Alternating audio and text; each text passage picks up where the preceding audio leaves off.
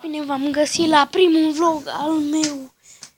Vlogul va fi, mă joc Minecraft și povesti. Salut în nouă versiune Minecraft 0.14.0 am eu. Bluid 1 Alpha Bluid 1. În fine, hai să începem Survivor și începem. O să-mi fie greu să postez toată ziua. Și astăzi am pus un videoclip doar și este al doilea. Este destul de greu să postez toată ziua. Știu că v-ați dori să alți youtuberi poate nu fac așa. Înainte era mai activ, dar acum am niște probleme la școală, chestii. Da. Mă uit și la un film, povestesc și voi. Mi-este greu să postez foarte multe videoclipuri, să fiu activ. Trebuie să găsesc un server de pagi și să fac și pe server. Și am citit versiune nouă, care bineînțeles, da, e mai șmecheră. Și mi-am dat o mapă de hoțel.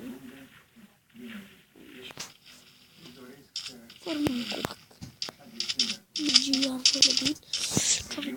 La videoclipul de fitness de facem o săritură la fix. Mergem din insulă în insulă, copaci de arunii.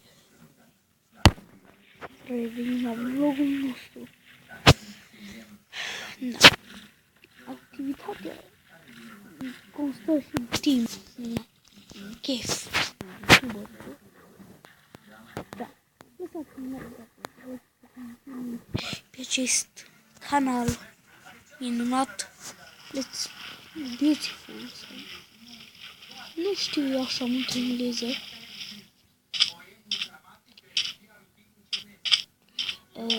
Lăsați-mi provocări în secțiunea comentarii a videoclipului acesta, a vlogului, să fac provocări.